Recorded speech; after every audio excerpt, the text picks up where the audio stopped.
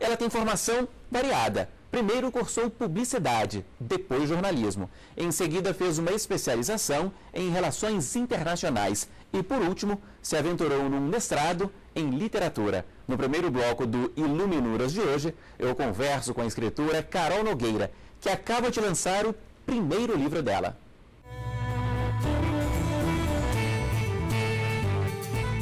E sabe o que ela mais gosta de fazer? Desenhar. Com tantas aptidões, a Carol escreveu, fez as ilustrações, diagramou e acompanhou de perto a impressão do primeiro livro dela, a obra infantil A Rua de Todo Mundo. Carol, você tem formação eclética, você tem formação variada, você é bem heterodoxa. Isso faz parte de você? Durante muito tempo eu achei muito bizarro ter uma formação tão eclética, com um pouquinho de cada coisa. Mas depois eu passei a aceitar. Eu acho que de alguma maneira isso faz sentido e aparece em algum lugar todo esse percurso dessa formação diferente, assim, de tantos campos diferentes. Você atua como jornalista. A sua paixão é o jornalismo, é a literatura? Essa é uma pergunta difícil, porque eu atuo como jornalista, sou repórter, trabalho com jornalismo político, era de texto antes de ir para a televisão. E gosto muito de ser jornalista, gosto muito da apuração, da matéria, da notícia, mas eu acho que meu maior prazer é escrever. No jornalismo ou numa escrita mais narrativa, mais literária, é realmente o que eu mais gosto de fazer, escrever e desenhar. E eu acho que com esse projeto literário, com esses projetos que estão começando a aparecer agora, é onde eu mais me realizo de uma maneira mais completa, sabe? Bom, falando nisso, então, você sempre gostou de ler, Carol? Ou foi uma coisa que apareceu já na adolescência, no colégio? Não, eu sempre gostei de ler. Eu sempre gostei de ler. Aprender a ler para mim foi... Eu tenho muita memória de infância, tem gente que fala que não lembra direito da infância, eu lembro de tudo da minha infância. E eu lembro muito de que aprender a ler para mim foi um enorme passo, foi entrar num outro mundo, assim, foi entender o mundo de outra maneira, foi conseguir conquistar uma autonomia o privilégio de poder viajar por outros mundos pela criação narrativa, pela criatividade de outras pessoas. Sempre valorizei isso muito, assim, sempre gostei muito de ler desde pequenininha. E é uma frustração um pouco como mãe, porque meus filhos nem têm a mesma paixão pela literatura ainda, pelas letras. Eu continuo aí com esperança de que isso apareça em algum momento. Mas eles são novos também, né? Sim, aprenderam a ler há pouco tempo. Mas acho que eu tinha essa sede, sabe, de que isso viesse com a mesma força que teve para mim. Falando nisso, Carol, a sua influência, esse seu gosto pela literatura, é a influência de casa, dos pais, da escola, dos amigos, veio de onde? Minha mãe é bibliotecária, a gente está aqui numa biblioteca, eu me sinto em casa num lugar como esse, porque sempre frequentei.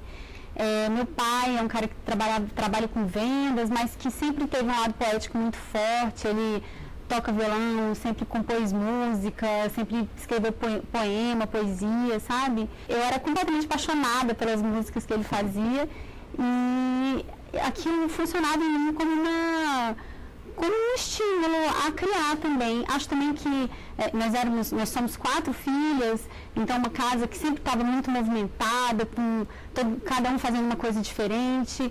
A literatura também tinha um papel para mim de me fazer mergulhar no meu próprio mundo, de me fazer virar um pouco para dentro. Então eu acho que foi todo esse ambiente familiar aí que fez com que a literatura tivesse um papel tão importante na minha vida. A influência do seu pai deu certo, né? Parece que foi decisiva. Está aqui, seu primeiro livro, A Rua de Todo Mundo. É um livro infantil e foi pensado e feito na França. É isso, Carol? Na verdade, todo o projeto, toda a ideia nasceu nesse período que eu passei morando lá, né? Eu morei 5 anos na França, me mudei para lá com os meus filhos ainda bem pequenininhos e toda essa ideia de como as crianças de diferentes partes do mundo interagem, como que culturalmente elas se reconhecem, elas se interessam umas pelas outras, por diferentes culturas, tudo isso nasceu da experiência que eu vivenciei lá e que eles vivenciaram lá, que eu via eles vivenciando lá. Mas, curiosamente, essa ideia ficou dentro de mim e o livro não foi nem escrito, nem desenhado quando eu morava lá. Eu já estava de volta aqui ao Brasil e foi quando surgiu essa experiência conjunta com outros amigos, a ideia de publicar as nossas ideias, as coisas que a gente queria falar sobre, escrever sobre. E você fala da experiência com os amigos, né, com os colegas, que você escreveu, ilustrou, diagramou, acompanhou de perto a publicação. Você acompanhou todo o processo, não é isso? Exatamente. Eu e mais 3 amigos, a gente, no ano passado, lançou a ideia de um selo literário chamado Longe, e cada um tinha projetos engavetados, livros que queriam escrever, e a gente se colocou uma data, a gente começou a pensar no lançamento, fomos atrás de orçamentos mais baratos, já que a gente ia publicar vários livros juntos, e nos fixamos uma data, então, e aí, foi aí que o projeto nasceu. Então, a ideia estava há muito tempo na minha cabeça, foi preciso esse esforço coletivo, essa decisão coletiva para eu realmente sentar, desenhar, escrever e finalizar o projeto. Agora, o livro é muito bem feito, o material é muito bom, de muito boa qualidade. O que foi bom e o que não foi tão bom nesse processo, Carol, de publicar, de ter o controle total do processo? Foi muito legal fazer uma autopublicação, muito legal mesmo, porque eu acho que te dá um empoderamento de você falar, eu quero publicar, eu posso publicar, eu não dependo de ninguém para publicar. Te dá também uma proximidade muito grande com o seu leitor, porque é você que distribui também, então você conhece um pouquinho, no meu caso, os 1000 exemplares já estão esgotados e eu conversei com cada um dos 1000 pequenos leitores ou seus pais, desenhei os rostinhos deles na primeira página do livro, então esse contato foi muito gostoso. Por outro lado, hoje eu acho que ter tido uma leitura crítica do meu livro antes de mandar ele para a gráfica, de alguém que conhece bem o mercado editorial, poderia ter mudado alguma coisa. E a parte de distribuição também é um trabalho que você está fazendo como autor, que você deixa de dedicar para fazer outros projetos, né? Porque dá um trabalho danado distribuir, entregar, e mandar, colocar no correio, vender, ir até as pessoas, né? Então, eu acho que, enfim, tem um lado maravilhoso em se autopublicar, mas eu acho também que o trabalho como editora poderia ter levado o livro para outras experiências, né? Esse retorno, eu imagino, do seu público, né? Eu imagino que seja especial, que é você entregando ali na mão da pessoa.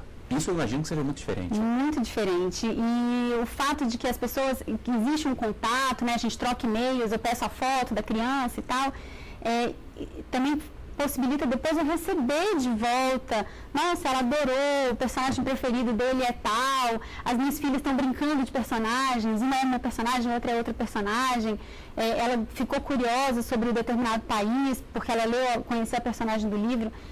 Isso é fantástico, é maravilhoso, realmente é você pensar que o que você desenhou, escreveu, tem na vida daquelas crianças o mesmo papel que todos aqueles livros desempenharam na minha vida, né, na minha infância.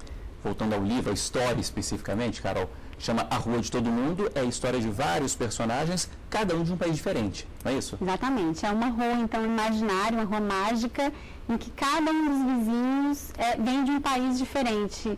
E aí é a oportunidade, então, de eu contar um pouco a história desse personagem, contar a comida típica daquele país, uma festa que as crianças daquele país esperam o ano inteiro por aquela festa, uma brincadeira típica, como que é o clima daquele país. As casinhas também, eu fiz uma pesquisa, então elas são inspiradas na arquitetura típica daquele país.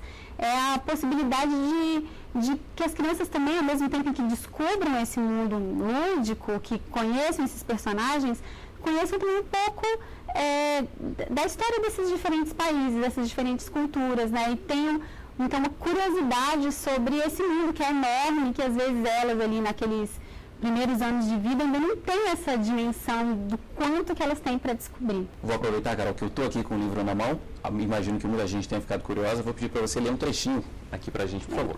Com prazer.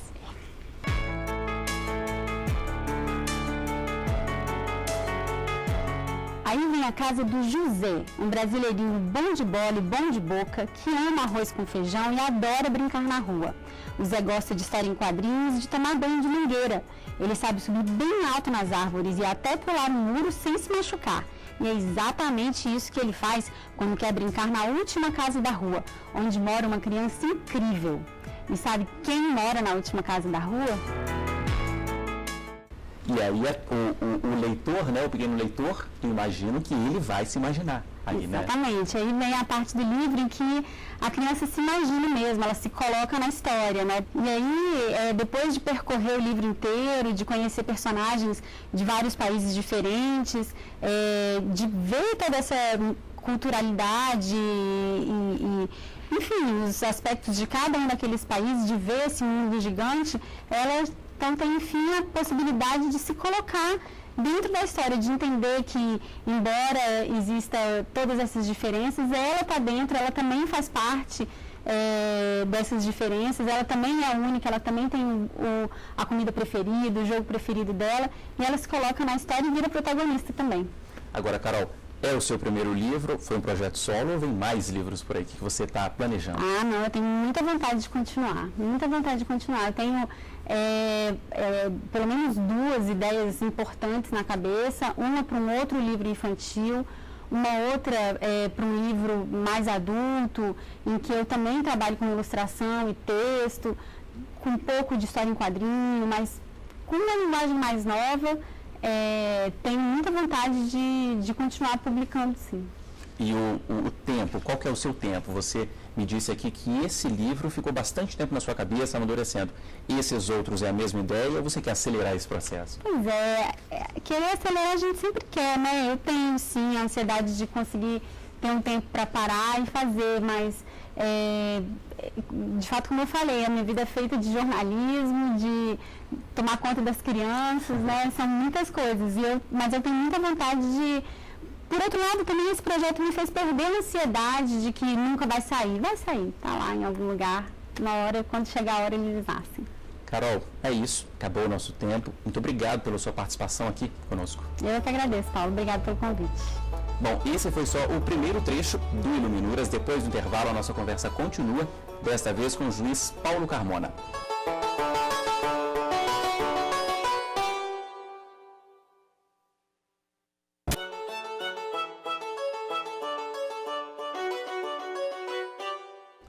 O Iluminuras está de volta e a conversa agora é com o juiz Paulo Carmona. Paulo, na época do vestibular, de escolher o futuro, a sua carreira, o direito foi escolha óbvia ou você teve dúvidas? Eu não tinha dúvida quanto à área. Eu sempre fui um bom aluno de história, de geografia, gostava muito de literatura, então teria que ser alguma coisa na área de humanas. Mas dentro da área de humanas eu pensei muito em direito, em jornalismo e em história também. E foi difícil de escolher entre direito e jornalismo. Mas aí a influência paterna, meu pai fez direito, eu já era um adolescente quando ele se formou, depois ele passou no concurso para delegado de polícia em São Paulo. Então eu acompanhei de perto a carreira do meu pai. Enquanto estava na faculdade, ele se aposentou, então essa influência de ver meu pai com os amigos em casa, fazendo trabalho da faculdade, isso foi decisivo. E a decisão pela magistratura? Foi natural ou teve algumas dúvidas também? Não, essa foi mais natural, Foi influência do professor César Peluso, que era à época desembargador do Estado de São Paulo e depois foi ser ministro do Supremo. Ele me deu aula 4 dos 5 anos, né? Então, deu aula de processo civil. Então, foi uma influência muito grande de ver como se portava um juiz, a função de um juiz. E antes mesmo de me formar, eu passei no concurso de escrevente do TJ de São Paulo. E fui trabalhar, meu primeiro emprego foi no judiciário, ao lado de magistrados, trabalhando com processo, ao mesmo tempo que estudava, aprendia na prática. Então, nunca pensei em outros concursos, exceto o procurador do município de São Paulo. Mas naquela época, eu me formei em 95, a Procuradoria do município de São Paulo ficou quase 10 anos sem ter concurso. Então, a única escolha que me sobrou foi a magistratura mesmo.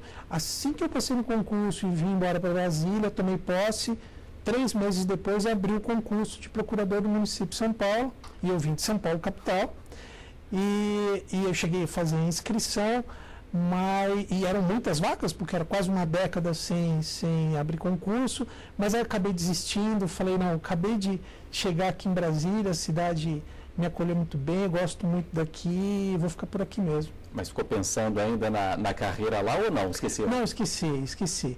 Você sempre gostou de ler, Paulo? Sempre.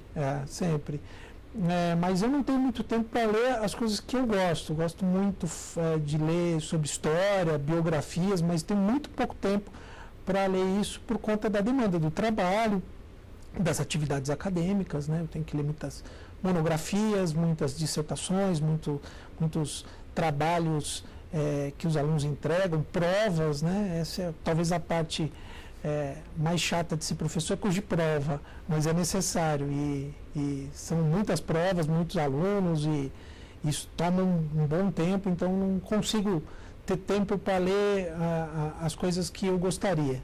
Tirando essa parte, tirando essa demanda excessiva, quando o senhor tem tempo, que tipo de literatura você gosta? Eu gosto muito de ler sobre biografias, mas também gosto de ler temas afetos ao direito, mas que não sejam propriamente jurídicos. Então, ler sobre arquitetura, sobre urbanismo, sobre história do direito, ler sobre administração pública, uma leitura que acrescenta uma visão de interdisciplinaridade naquilo que a gente estuda na lei, no positivismo, em todo o sistema jurídico, conhecer bem a legislação, como aplicá-la, como interpretá-la, mas me atrai muito fazer essa leitura um pouco mais aberta e conhecer como as outras ciências influenciam o direito. E que autores você admira? Tem 3 autores que me chamam muita atenção. Hannah Arendt, cientista política alemã, que escreveu nos anos 50, 60 e tem obras que são absolutamente atuais. Jan Gehl, que é um dinamarquês, arquiteto, urbanista, que escreve muito sobre essa relação da cidade com o uso do espaço urbano. E o professor Adilson Abreu Dallari, que escreve muito sobre direito urbanístico, de direito administrativo, uma pessoa que eu tive contato pessoal, foi meu orientador do mestrado e que eu admiro bastante. Agora, desses 3, tem um que seja especial? Tem. Eu acho que nesse momento que eu estou vivenciando a realização do meu doutorado, a publicação do meu livro, fruto do meu doutorado, eu acho que foi muito especial ter contato mais aprofundado com a Hannah Arendt. Foi uma autora muito fascinante e descobrir como que ela conseguiu produzir uma obra tão atual e tão importante. Ela precisa ser realmente relembrada, redescoberta a cada geração, que ela sempre tem alguma coisa importante para dizer. Ok, a gente vai fazer agora uma pequena pausa para conhecer um pouco mais sobre Hannah Arendt. Hannah Arendt ficou conhecida como uma pensadora da liberdade e viveu transformações significativas no poder político do século XX. Estudou a formação dos regimes autoritários instalados nesse período, o nazismo e o comunismo, e defendeu os direitos individuais, da família, dos trabalhadores e atuou contra a guerra do Vietnã. Paulo, você tem 6 livros publicados, o 6º está aqui comigo, acaba de ser lançado, está quentinho, Violência versus Cidade. E como você já adiantou, é a sua tese de doutorado, não é isso? Isso. O que você trata especificamente? Essa é uma tese de doutorado que é uma tese de direito urbanístico. Como eu sou juiz criminal e ingressei no doutorado, conversando com a minha orientadora, a professora Daniela Libório, ela sugeriu que fizesse uma pesquisa envolvendo o direito urbanístico e a violência urbana. Qual seria a relação da urbanização e da criminalidade? E ela me despertou para esse tema, não só pela importância de estudar a violência urbana, mas também por uma necessidade pessoal, por ser juiz criminal há quase 10 anos e lidar com esse problema da criminalidade todo o tempo, então isso sempre me aguçou o interesse. A professora Daniela me sugeriu uma viagem para a Colômbia, para conhecer principalmente Medellín e Bogotá, que foram cidades que passaram por processos de reurbanização como um dos pilares para controlar e diminuir a violência, E eu fiz isso em 2009 para 2010, eu fiz uma viagem para a Colômbia, conheci essas cidades, conheci os projetos, os programas, as transformações, e vi ali muito material interessante, que é um dos capítulos do meu livro, e que pode, em grande maneira, ser replicado no Brasil pela proximidade que Bogotá, por exemplo, tem com São Paulo, ou com a cidade de Curitiba, são muito semelhantes, ou a semelhança que Medellín tem com a cidade do Rio de Janeiro, uma cidade que, embora não seja praiana, Medellín, mas é uma cidade cujo relevo lembra muito a cidade do Rio de Janeiro. Agora, de que forma, Paulo, que o direito urbanístico contribuiu para essa redução da criminalidade em cidades da Colômbia? A Colômbia tem um problema sério de violência, um problema histórico, um problema das Farc, dos movimentos paramilitares de extrema-direita. A violência lá foi muito grande desde os anos 60 e chegou ao ponto de metade do território colombiano não ser mais administrado pelo Estado colombiano. No auge do cartel de Medellín, com Pablo Escobar, nos anos 90, nós tivemos 370 homicídios por 100 mil habitantes na cidade de Medellín.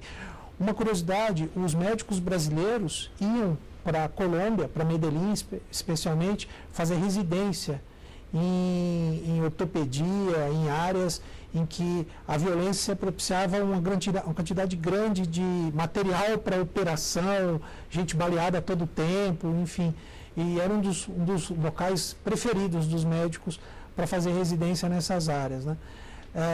O que eles conseguiram foi uma enorme redução da violência a partir do Plano Colômbia, que foi a injeção de muito dinheiro dos norte-americanos e, mais do que isso, dinheiro e inteligência para as Forças Armadas combaterem essa violência. Mas essa violência ela era muito grande na zona rural e fez com que as populações rurais fossem arremessadas, empurradas para as grandes cidades, né? Então, o nosso processo de urbanização, o nosso processo brasileiro, ocorreu em algumas décadas. Em algumas décadas o Brasil deixou de ser rural e passou a ser urbano, e em poucas décadas isso gerou vários problemas de todas as ordens. Degradou o meio ambiente urbano, problema de favelização, proliferação de cortiços, mau planejamento das cidades, com ocupação de áreas de risco, e aí todo verão nós vemos esses diversos problemas. As mesmas tragédias. As mesmas tragédias. E lá na Colômbia, eles primeiro fizeram essas intervenções urbanas e depois perceberam que isso era um dos elementos que reduzia a criminalidade. Aí depois eles foram estudar academicamente qual era essa relação e, a partir daí, foram buscando projetos em outros países que eram interessantes. Dentre eles, da competência ao prefeito das grandes cidades como chefe de polícia.